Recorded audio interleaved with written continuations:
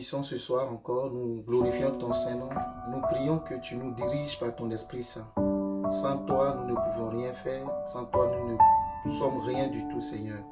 C'est pourquoi je prie que tu puisses nous parler au travers de ma vie, Seigneur. Que je sois juste un instrument, un canal, Seigneur, que tu utiliseras pour parler au cœur de quelqu'un, dans le nom puissant de Jésus. Comme j'aime le dire, Seigneur, que ce ne soit pas un message de trop, mais une révélation de plus, dans le nom de Jésus-Christ de Nazareth, car nous voulons marcher, Seigneur, selon ta révélation, au nom Père, au nom puissant de Jésus. Merci, Seigneur, et que je crois pour ma part que ce message va faire du bien à une âme, et que cela va permettre, Seigneur, à ce que nous puissions découvrir ce que tu attends de nous, Seigneur. Une partie, Seigneur, de ce que tu attends de nous, Père. Que ton nom soit béni, Seigneur, que ton nom soit glorifié, et que toute la gloire te revienne, au nom puissant de Jésus. Amen. Amen. Gloire à Jésus. Amen. David dit, je suis dans la joie quand on me dit, allons dans la maison de l'Éternel. Amen. Et on pense que la maison de l'Éternel, ce sont les quatre murs. Ce soir, nous ne sommes pas dans les quatre murs, c'est-à-dire rassemblés ensemble. Mais la maison de l'Éternel, c'est toi. C'est ton corps. Donc quand tu es dans sa présence, il faut être dans la joie. Bien vrai que tu es seul dans ta pièce ou même à deux, mais sois dans la joie parce que le Père que tu ne vois pas, il est là au milieu de nous. Amen. Et il nous conduit. C'est ça notre force. C'est ça notre vie dans le Seigneur Jésus-Christ. Et ce soir, en effet, je vais continuer, je vais essayer de le terminer par la grâce de Dieu. C'est qu'on a commencé le vendredi passé. Je ne veux pas revenir. On a dit plein de choses ce soir encore. Nous glorifions ton Seigneur. Nous prions que tu nous diriges par ton Esprit Saint. Sans toi, nous ne pouvons rien faire. Sans toi, nous ne sommes rien du tout, Seigneur. C'est pourquoi je prie que tu puisses nous parler au travers de ma vie, Seigneur. Que je sois juste un instrument, un canal, Seigneur, que tu utiliseras pour parler au cœur de quelqu'un, dans le nom puissant de Jésus.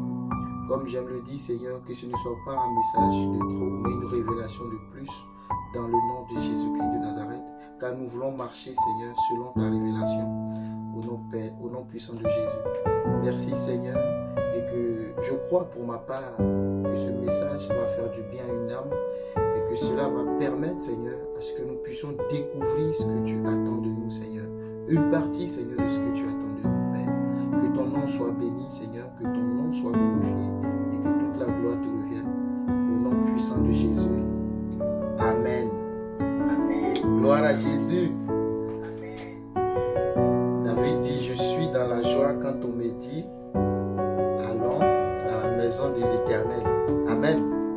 Et on pense que la maison de l'Éternel, ce sont les quatre murs. Ce soir, nous ne sommes pas dans les quatre murs, c'est-à-dire rassemblés ensemble. Mais la maison de l'Éternel, c'est toi.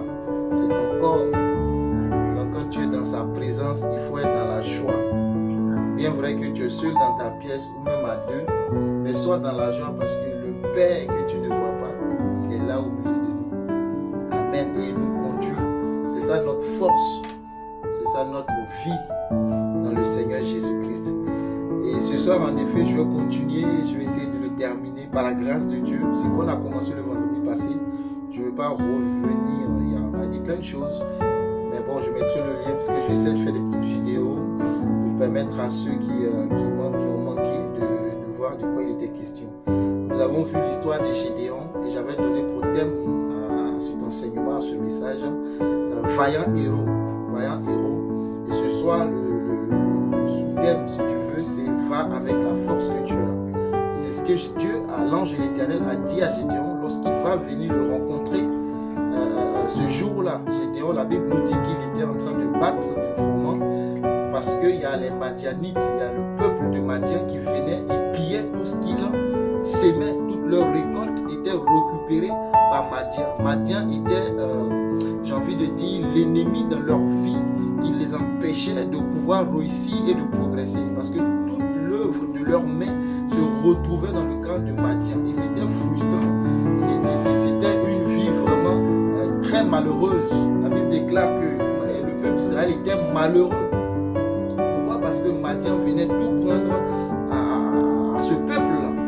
Et voici qu'un jour, l'ange de l'Éternel va apparaître à Gédéon Et l'ange va lui dire, Gédéon, vaillant héros. Gédéon, vaillant héros.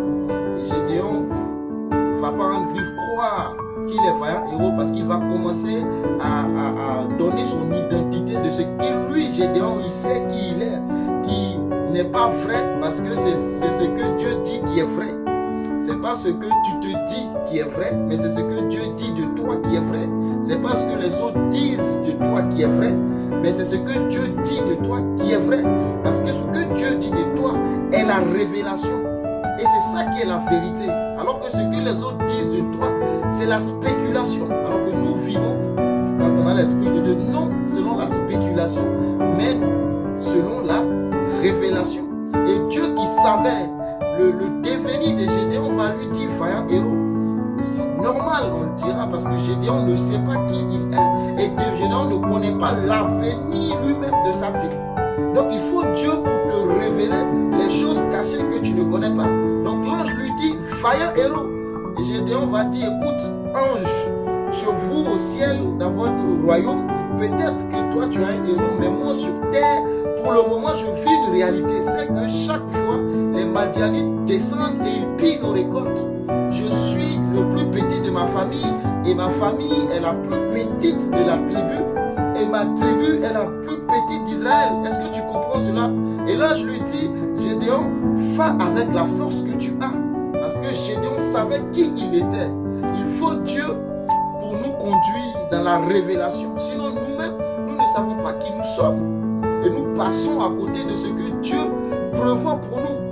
Mais gloire soit rendue à Jésus-Christ qui est venu et qui nous a réconciliés avec le Père. Et que nous aujourd'hui, nous reprenons notre position d'autorité, de roi, de prince, de princesse, de héros, de héroïnes, de vaillants héros, de conquérants.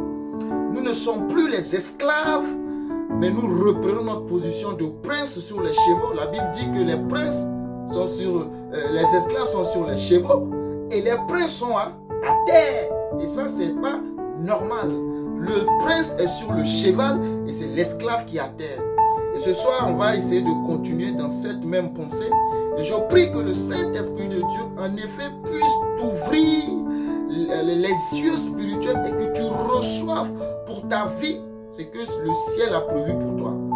Le message peut être donné, mais je reste convaincu qu'il y a toujours une portion qui t'est réservée si tu es venu, du moins avec un cœur qui attend la révélation venant de Dieu. Alors je prie le Seigneur qu'il te conduise justement et qu'il ouvre le cœur que tu as à recevoir. Que cette sémence tombe en effet dans la partie qui sera productive pour ta vie dans le nom de Jésus. Nous allons continuer au verset 16.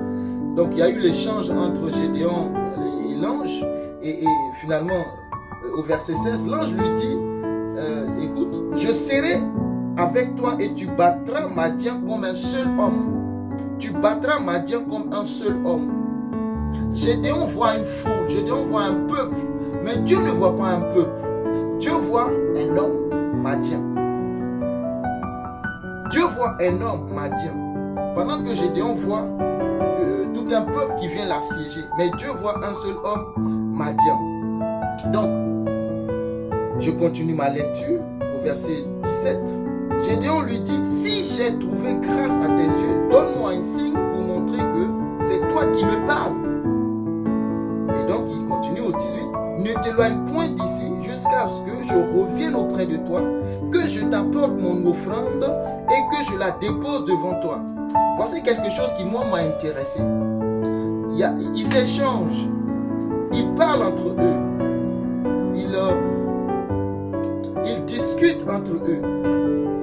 Et l'ange de l'Éternel va dire quelque chose à Gédéon. Pardon, Dieu plutôt. Amen.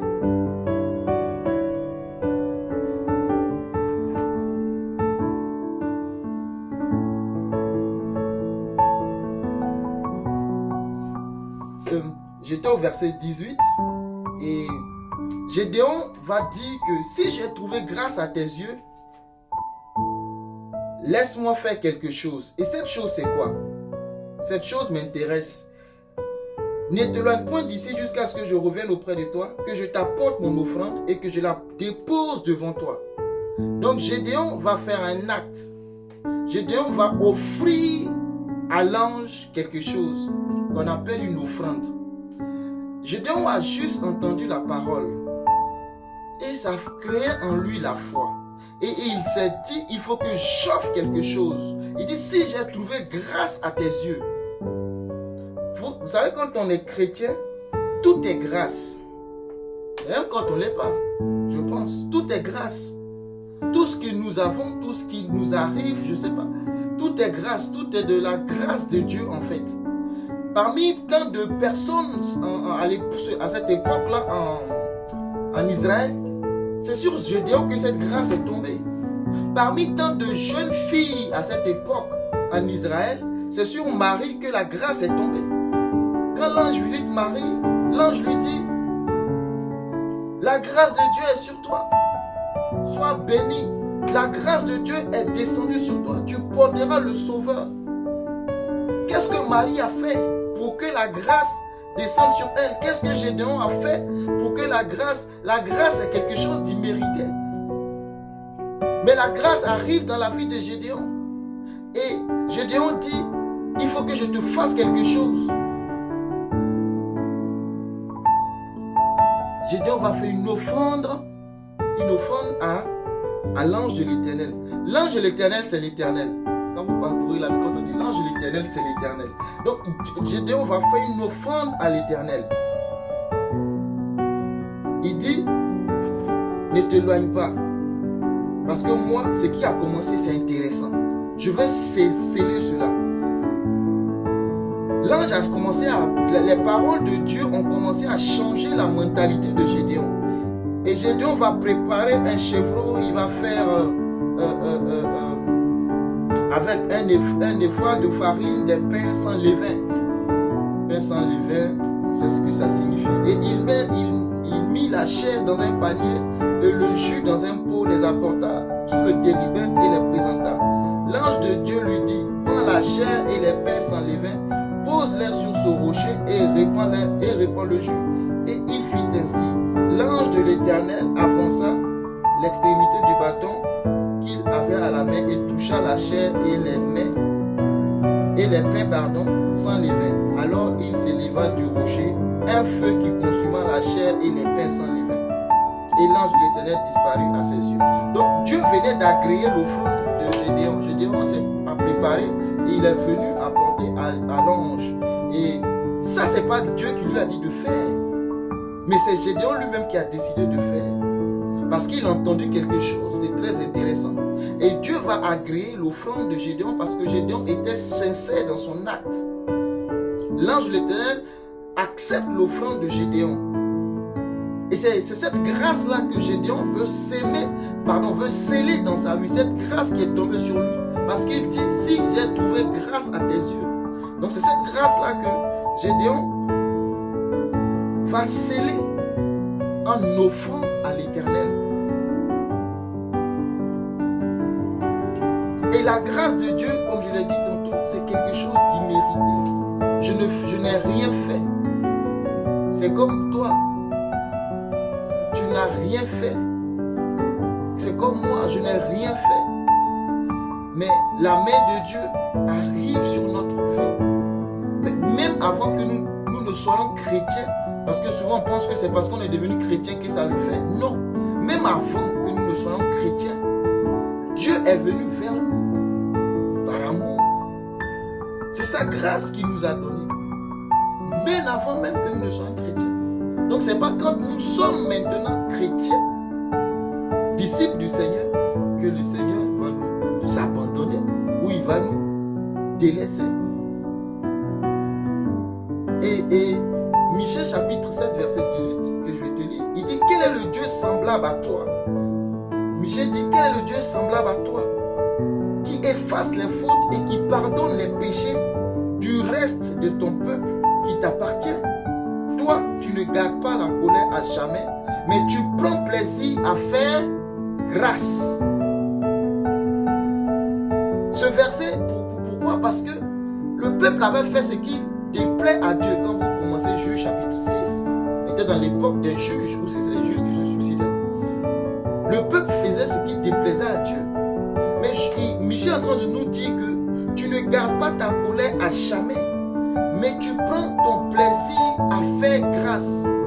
Quand Dieu va regarder, il sait que si ce n'est pas grâce, ce peuple-là, un peuple dur, un peuple, je les sauve aujourd'hui, demain ils retournent dans leur péché.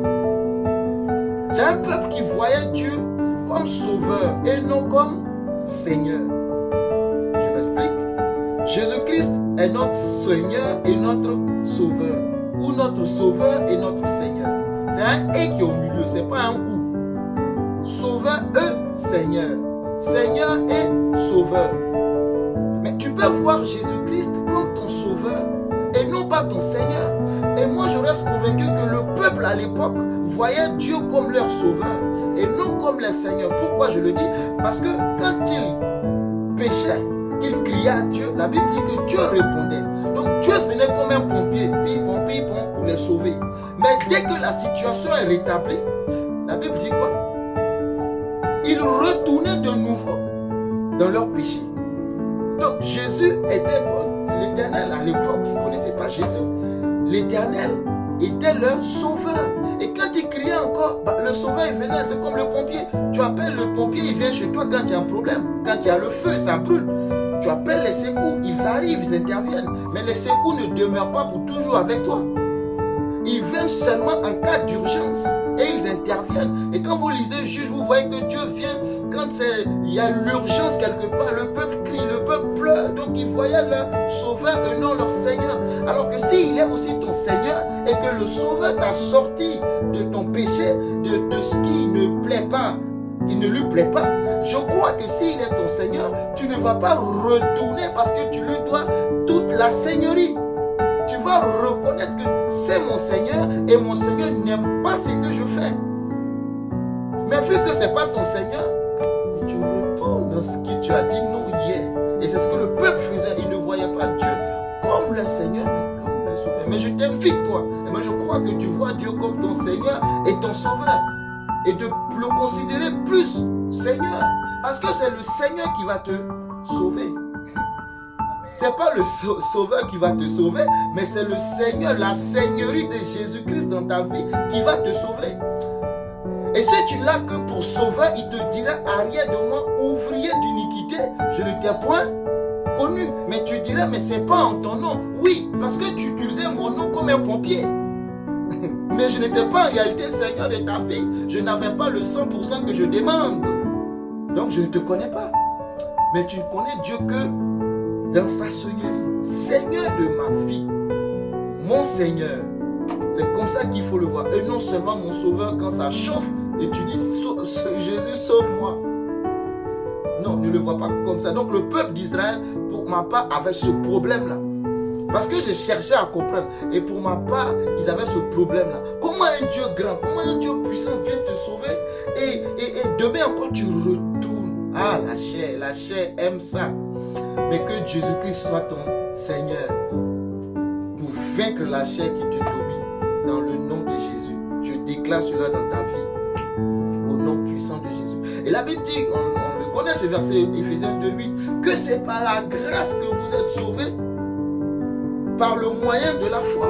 Cela ne vient pas de vous, c'est un don de Dieu. Comme je disais tantôt, c'est un don de Dieu, c'est par la grâce. Et Gédéon va faire quoi? Gédéon va sceller ces paroles que l'ange a déclarées. L'offrande est importante dans la maison de Dieu, dans ta vie. L'offrande est importante. L'offrande est importante. C'est souvent quand on parle de l'offrande, d'autres ne veulent pas entendre. Mais ce n'est pas parce que tu ne veux pas entendre que ce n'est pas une vérité. La vérité, souvent, elle n'est pas douce dans tes oreilles. Mais il faut qu'on te la dise. L'offrande est importante. Ce n'est pas une obligation, l'offrande, attention. Mais elle est importante dans ta vie. Dieu n'oblige personne. D'ailleurs, je vais te lire peut-être un ou deux versets. Dans Exode chapitre 25, verset 2, Dieu parle aux enfants d'Israël. Il dit quoi? Il dit, parle aux enfants d'Israël. Donc c'est Dieu qui dit à Moïse, parle aux enfants d'Israël qu'ils m'apportent une offrande. vous la recevrez pour moi de tout homme qui la fera de bon cœur. C'est très important pour Dieu. Pour tout homme qui la fera de bon cœur. Vous savez que les enfants d'Adam, Caïn et Abel ont fait des offrandes. Dieu a créé les offrandes de l'un, a rejeté celui de l'autre. Dieu, c'est le cœur qui regarde. C'est le cœur, c'est l'intention, l'acte. Dieu c'est un juge d'ailleurs. L'acte vaut, l'intention plutôt vaut l'acte. Donc c'est les dents là qui regarde. Donc il dit, il faut m'apporter avec bon cœur. Donc si tu apportes à Dieu avec des murmures, ça ne sert à rien de lui apporter. Peu importe la valeur de ton offrande. Dieu n'a pas dit à Gédéon, apporte-moi une offrande. Et moi je dis qu'un homme de Dieu, un vrai, il ne court pas derrière les offrandes. C'est une parenthèse que je fais. Il ne te dira pas, apporte-moi l'offrande de ceci, apporte-moi. Non, mais toi, s'il t'a enseigné la vérité, s'il t'a dit ce que c'est que la parole de Dieu, il n'a même pas besoin de te dire, apporte-moi l'offrande. Parce que tu sais ce que tu dois faire. Un homme de Dieu ne court pas derrière les offrandes. C'est une parenthèse. Donc, l'ange n'a pas dit à Gédéon, apporte-moi une offrande pour sceller.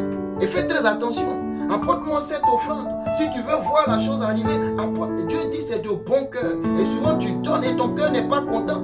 Il n'y a pas Dieu dedans, il n'y a pas la main de Dieu, il n'y a pas la bénédiction de Dieu.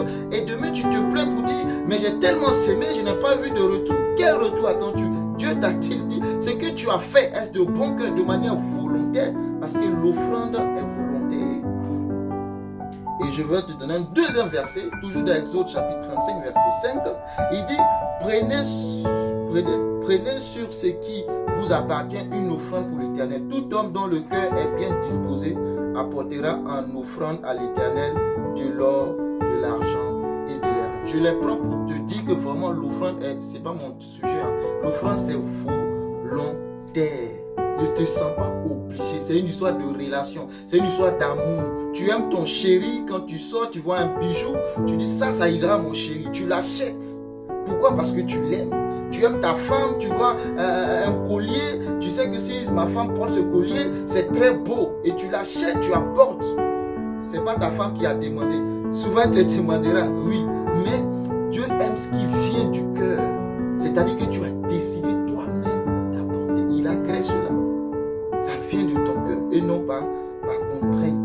Donc Dieu va accepter l'offrande de Gédéon. Dieu accepte l'offrande de Gédéon. Et la merveilleuse offrande que Dieu veut de toi et moi, la plus glorieuse des offrandes que Dieu attend de toi et moi, c'est dans, je crois qu'on l'a vu dans l'étude tout à l'heure, ça se trouve dans Romains chapitre 12, verset 1 à 2. Il dit, je vous exhorte par les compassions de Christ, à offrir vos corps comme un sacrifice vivant, saint, agréable à Dieu, ce qui sera de votre part un culte raisonnable. Waouh! Un sacrifice. Quand on parle de sacrifice, il y a déjà la mort. Sacrifice, il y a la mort. Il y a quelque chose qui coûte. Et il dit offrir sa vie comme un sacrifice vivant. Voici l'offrande. Parce que offrande vient de offrir. Donc voici l'offrande que Dieu attend de toi et moi. Donc quand on se regarde, est-ce qu'on s'offre comme une offrande à Dieu? Est-ce que moi quand je me regarde, est-ce que je m'offre comme une offrande à Dieu? C'est la plus grande offrande que Dieu attend de nous. Parce qu'il a offert Christ pour nous. Et il attend de nous pareillement en retour. Alors offrons-nous comme des sacrifices vivants, saint et agréable. C'est trois niveaux. Vivant, saint et agréable. Vivant, saint et agréable. Il faut être saint et que tu sois agréable devant Dieu. Quand Dieu te regarde, dit waouh ma fille, je t'aime tant. Parce que quand tu élèves la voix, tu montes vers lui des prières agréables. C'est ça Dieu. Il te veut saint, il te veut vivant, il te veut agréable. C'est cette offrande que Dieu veut et il aime ce type d'offrande. Alors, restons dans cette ligne et offrons-nous chaque jour comme des offrandes à l'Éternel, saint et agréable. Donc, pour te dire que c'est important, l'offrande, mais la plus grande des offrandes que Dieu attend, c'est celle-là. C'est celle-là, dans le nom puissant de Jésus. Que cela soit ton partage Donc, on continue notre étude, notre enseignement. C'est quand je préparais mon message, c'est pas vraiment des choses comme ça, mais j'écris tout ce que me passe par l'esprit et je pense que je le partage avec vous et je crois que Dieu fera du bien à quelqu'un. Vraiment, quand tu donnes, sois libre de donner. Si ton cœur n'est pas content, garde ce qui est dans ta poche. Dieu n'en a pas besoin. Dieu, ce qu'il veut, c'est toi d'abord. Parce que si tu ne t'offres pas toi-même, tu ne peux pas offrir ce qui est dans ta poche, ni dans ta maison, c'est pas possible. Quand tu te donnes, c'est là maintenant que viennent les autres. C'est pareil l'amour. Tu t'es donné à l'homme, tu as donné à la femme, le reste viendra. Alors, aie ce cœur-là de libéralité dans le nom de Jésus. Donc, Gédéon au début discutait avec l'ange, il se plaignait. Mais vous allez voir que dès que Gédéon va faire, je vais te le lire, dès que Gédéon va faire l'offrande, il y a quelque chose de magnifique qui se passe. Gédéon fait l'offrande à l'ange, l'ange consume l'offrande, Dieu accepte parce que Dieu ne descend pas pour manger comme toi et moi. Dieu ne descend pas ton argent que tu donnes là, Dieu ne descend pas pour bouffer. Mais Dieu accepte et il agrée parce que tu auras béni un de ses petits, tu auras béni son serviteur, tu auras béni son église, tu auras béni son œuvre. Dieu agrée. Dieu consume l'offrande. Et quelque chose d'important va se passer. Et après cela, après l'acte que a posé Gédéon, je te le lis. L'ange de l'Éternel avança l'extrémité du bâton qu'il avait à la main et toucha la chair et les pains sans levain. Alors il se leva du rocher un feu qui consuma la chair et les pains sans levain. Et l'ange de l'Éternel disparut à ses yeux. Waouh, il est parti. Gédéon, voyant que c'était l'ange de l'Éternel, dit: malheur à moi, Seigneur éternel, car j'ai vu l'ange de l'Éternel face à face. Voilà. Moi, je me dis, attends, Seigneur, Gédéon, depuis le début, tu parlais, tu savais que c'était l'ange. Tu savais que c'était l'ange de l'Éternel. Mais c'était comme si sa vision était brouillée. C'était comme si son intelligence était fermée. Au début, il disait, mais Seigneur, tu as dit à nos pères que tu vas faire ci, tu vas faire ça. Et nous sommes dans le malheur, nous ne voyons rien de bon arriver. Nous sommes devenus les esclaves des Madianites. Et il ne voyait pas en lui son état.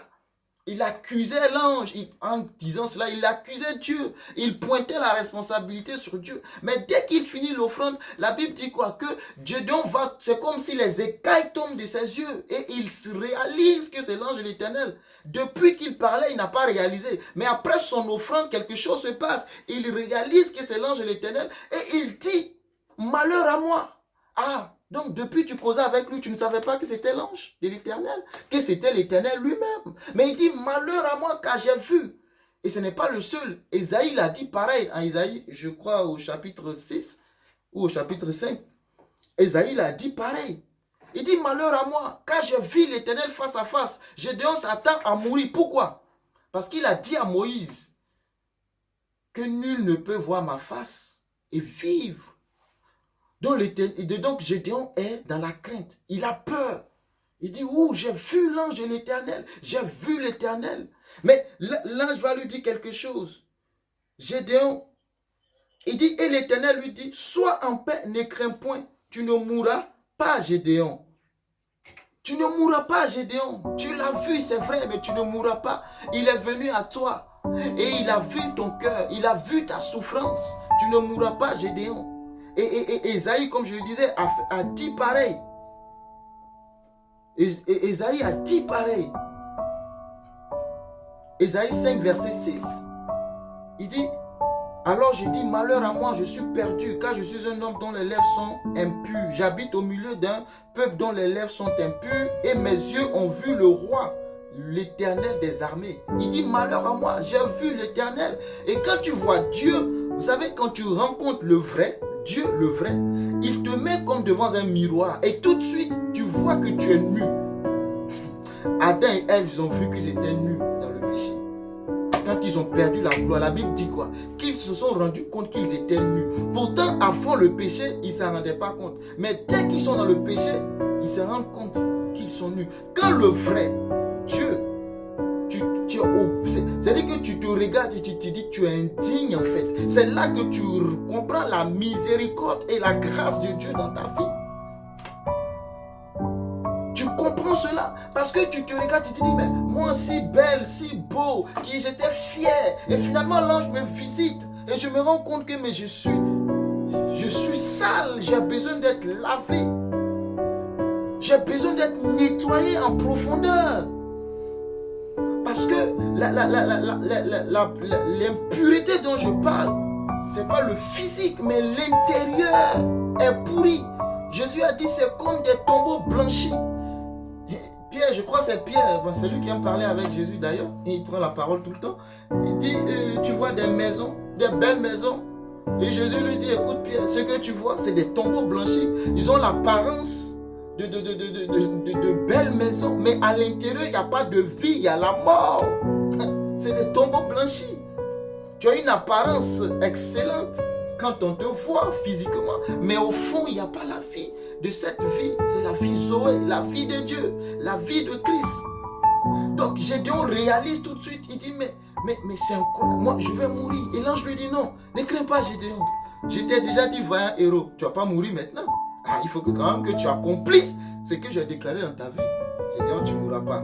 Et je déclare dans ta vie que tu ne mourras pas sans avoir accompli la mission que Dieu t'a donnée. Au nom de Christ Jésus. Parce qu'il t'appelle vaillant héros. Et il compte sur toi pour que tu accomplisses parfaitement cette œuvre. Donc, il rassure Gédéon. Ne crains point, tu ne mourras pas. Et qu'est-ce que Gédéon va faire? Gédéon bâtit là un autel à l'Éternel. Je suis au verset 24, pour ceux qui suivent la lecture. Et lui donna pour nom l'Éternel de paix. Gédéon dit, waouh, j'ai vu l'Éternel. Alors qu'on ne voit pas Dieu sans mourir. J'ai vu l'Éternel et je ne suis pas mort. Parce que l'Éternel a dit, tu ne mourras pas, sois en paix. Gédéon dit, ouais, il faut que là je bâtisse l'autel qu'on va appeler l'autel de paix. Et là tout de suite, j'imagine si c'est aujourd'hui, je crée mon église, l'église la paix. Parce que j'ai vu l'Éternel, je ne suis pas mort, Dieu m'a apporté la paix, donc mon église s'appelle la paix. Dieu nous aime, waouh, Dieu nous aime. Et Dieu, il ne veut pas nous voir mourir loin de lui. C'est pas ça sa mission, c'est pas ça sa vision, c'est pas ce qu'il voit. Dieu nous aime, il veut de nous. Il n'est pas là pour nous tuer, il n'est pas là pour nous taper, pour nous punir. Il n'est pas un Dieu très loin. Il est là tout près de toi, contre ton cœur. Tu es dans ses bras d'amour. C'est ce qu'il veut avec toi. C'est cette relation que Dieu cherche avec toi. Et j'ai donc bâti un hôtel. Bâti l'hôtel. J'ai donc bâti un hôtel. Je vais pas aller dans... C'est quoi les hôtels? Je laisse ça aux autres pasteurs qui savent très bien enseigner là-dessus sur les hôtels. Mais j'ai donc bâti l'hôtel. Vous avez des excellents enseignants. Pasteur Florence nous bénit. Pasteur Jean-Claude nous bénit. Et d'ailleurs, nous rendons grâce à Dieu pour leur vie. Que Dieu les bénisse pour l'œuvre qu'ils font dans le royaume. Donc, Gédéon bénit Dieu. Il va faire un hôtel. Gédéon fait quoi? Il fait une offrande. 2, il bâtit un hôtel. Vous savez, quand on veut, on est dans le royaume, quand on lit l'histoire des frères, faisons ce qu'ils ont fait. Qu'est-ce que les gars ils ont fait? Dieu a prononcé la parole. Il dit, vaillant héros, va avec la force que tu as, sans lui dire ce qu'il doit faire. Mais Gédéon commence déjà à se mettre en mouvement. Des choses que lui fait de manière volontaire, sans que l'ange lui dise, écoute Gédéon, il faut d'abord me faire une offrande, il faut ensuite bâtir l'autel. Non, Gédéon comprend. Et Gédéon va faire cela. Il bâtit un autel. Et la Bible dit, il existe encore aujourd'hui à Ophra qui appartient à la famille des Bézers. Donc, qu'est-ce que je dis que Gédéon va faire? Pour bâtir, il faut détruire. C'est toutes des choses spirituelles. Tu ne peux pas bâtir sans détruire. Il a dit à Jérémie, pour que tu détruises et que tu construises, pour que tu arraches et que tu plantes. Le terrain est occupé, les gars. Le terrain est déjà occupé par l'ennemi, Madian, les idoles, les Baals, dans notre contexte ici. Dans ton cas, le terrain est miné. Satan est là avec ses agents, les démons. Ils sont là. Tu as accepté Jésus, ils sont là. qu'est-ce que tu dois faire? Tu dois bâtir l'autel. Mais le terrain sur lequel tu veux bâtir, il y a déjà une maison. Et il faut démolir cette maison. C'est ce que Gédéon va faire. Gédéon va démolir la maison.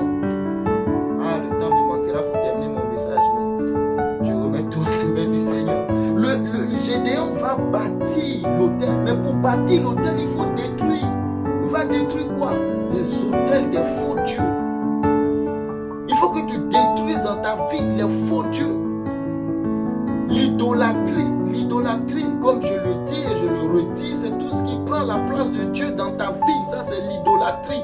L'idolâtrie, ce n'est pas forcément la statuette devant laquelle tu te prosternes et tu accuses les autres de le faire. Mais l'idolâtrie, c'est tout ce qui prend la place de Dieu dans ta vie au point où tu oublies Dieu. C'est ça l'idolâtrie.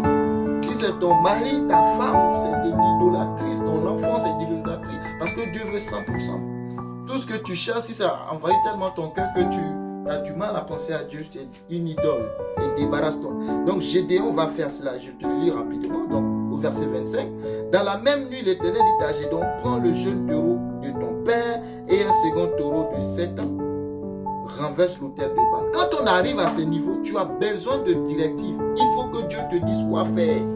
Tout à l'heure, il y a une soeur qui a posé une très bonne question. Quand on a le sang de Jésus en nous, les hommes de Dieu disent qu'il y a le sang de générationnel, ceci, cela. Il y a des choses à faire, mais le sang de Jésus parle plus fort que le sang d'Abel. Le sang de Jésus parle plus fort que le sang des boucs et des animaux, de tout autre sacrifice. Il n'y a aucun autre sacrifice qui soit élevé au-dessus du sang de Jésus, du sacrifice qu'il a accompli. Et ça, c'est fort. D'autres vont te dire, envoie le mouton et le bélier, mais toi, tu as le sang de Jésus. Le sang qui n'a été contaminé d'aucun péché. Waouh, c'est ce sang que nous avons besoin. Donc, Dieu donne des directives à Gédéon de bâtir. Pardon, lui, il veut bâtir l'autel, mais Dieu va lui dire d'abord. Parce que Dieu voit l'intention de Gédéon. Il dit, si je ne dis pas au petit là, il risque de se créer des ennuis. Il dit d'abord, il faut que tu renverses l'autel de Baal.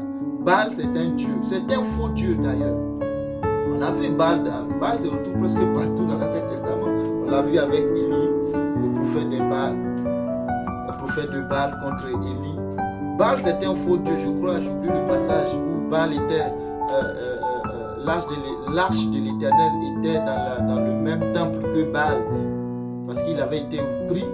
Et chaque fois que les adorateurs de Baal venaient, ils trouvaient... Baal à terre.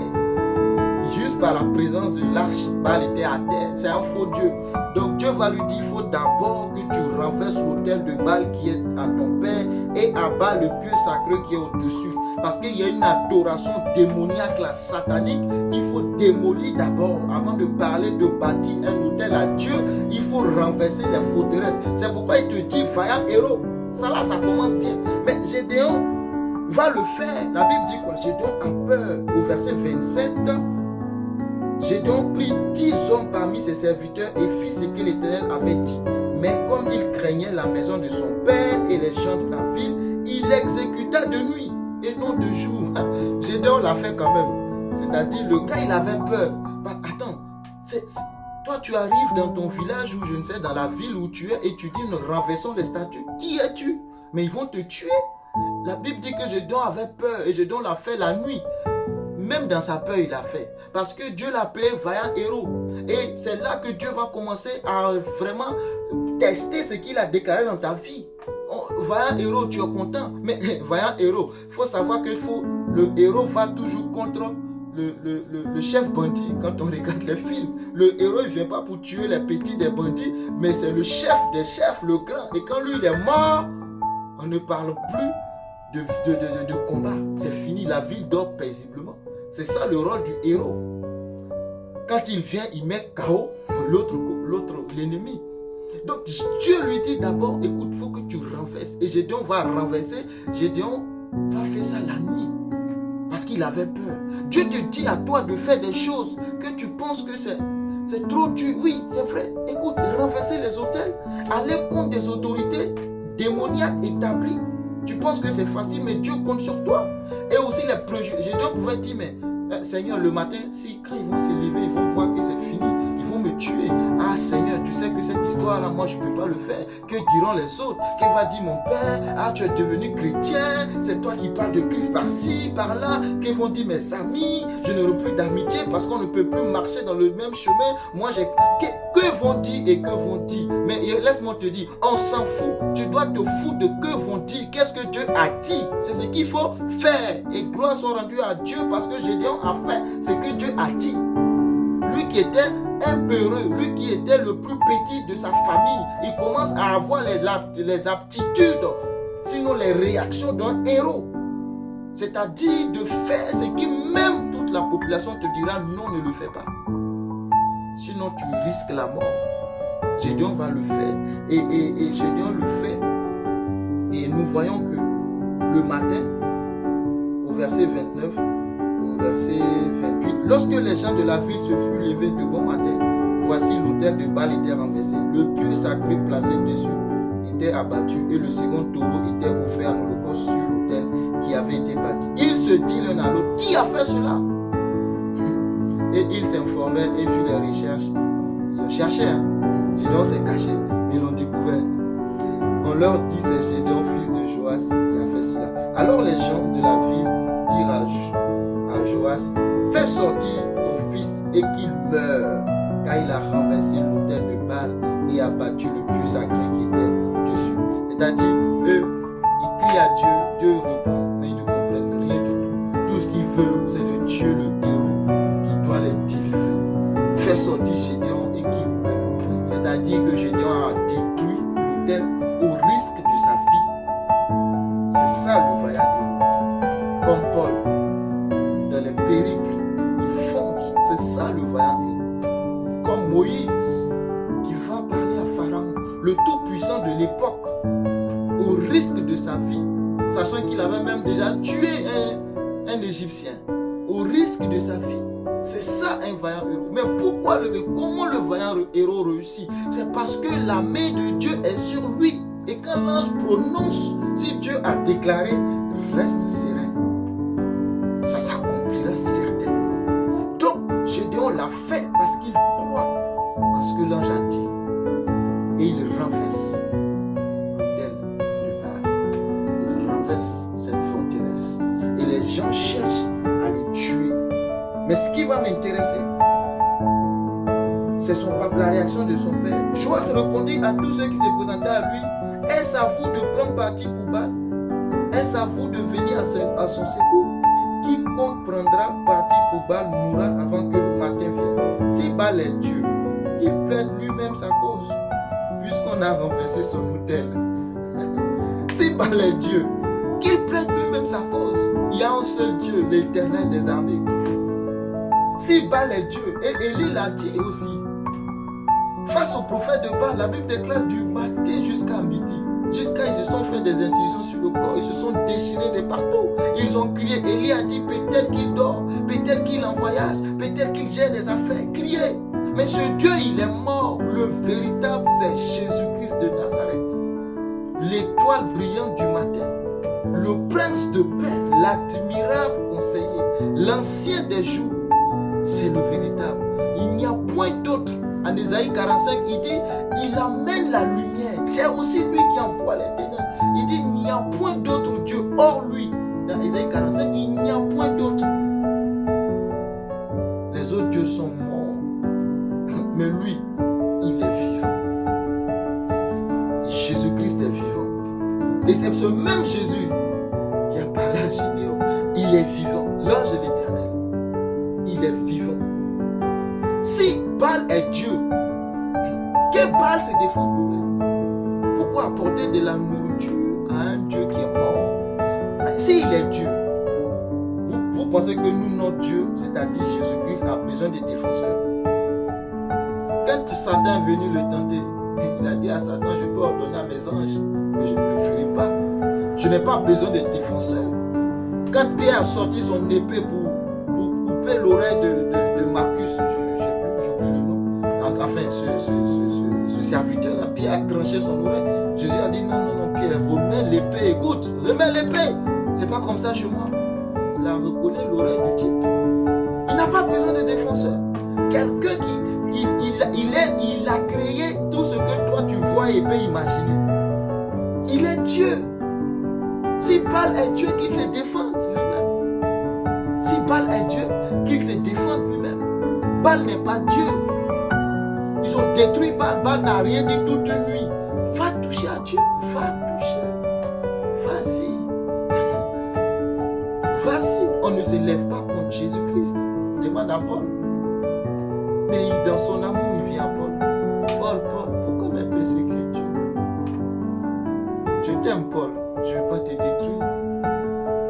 Et nous savons Saul de Tarse, qui est devenu Paul, le plus grand des apôtres. Baal est mort. Baal est mort. Les autres dieux sont morts. Et Gédéon va faire ce que Dieu a dit de faire.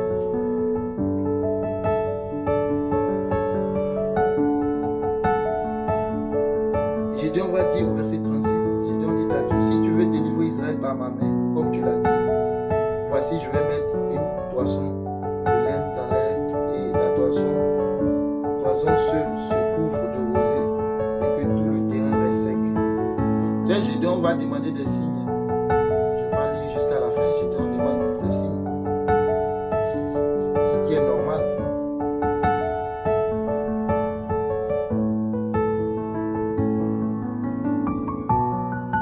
Ce qui est normal que Gédéon demande des signes parce qu'il veut se rassurer que c'est l'ange de Dieu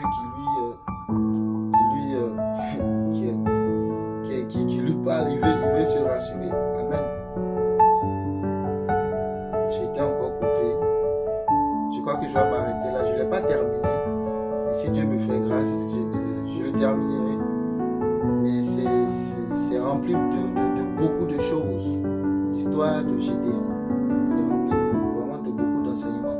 Donc, pour conclure, Gédéon a fait ce que Dieu a demandé de faire. Il y a des choses que Gédéon a fait que Dieu n'a pas demandé. Et quand Dieu a vu l'intention de Gédéon, Dieu va commencer à lui montrer ce qu'il faut faire. Dieu doit intervenir dans ta vie. Dieu va intervenir. Mais Dieu te montrera aussi ce qu'il faut faire pour sortir de la servitude. Parce qu'ils étaient dans la servitude. Dieu n'est pas arrivé, il a pris Gédéon tout de suite pour aller commencer à combattre Mathieu. Non. Dieu sait qu'il y a des bases, il y a des fondements à rétablir. Le spirituel gouverne le physique. Donc il faut que tu rétablisses l'ordre spirituel d'abord avant de commencer à dire Satan sort. Tu seras frappé comme ces enfants dans la Bible qui disent au nom de Jésus que Paul sort. Ils ont été frappés, sévèrement frappés. Parce qu'il faut apprendre à connaître d'abord ce Jésus-là avant de dire sors au nom de Jésus que Paul prêche. Non, au nom de Jésus que je prêche parce que tu as une relation maintenant avec lui. Donc Dieu va dire à Gédéon de rétablir l'ordre, de bâtir un hôtel. Et Gédéon a bâti l'hôtel de Dieu. Et Dieu va lui dire d'autres choses par la suite, mais je vais m'arrêter là. L'heure est très très avancée. Nous continuerons la prochaine fois.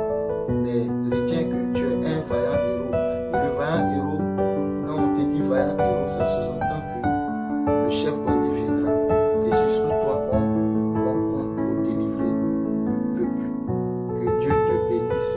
Que Dieu soit avec toi. Et qu'il continue de te révéler les chemins et les plans qu'il a tracés pour ta vie. Afin que tu accomplisses parfaitement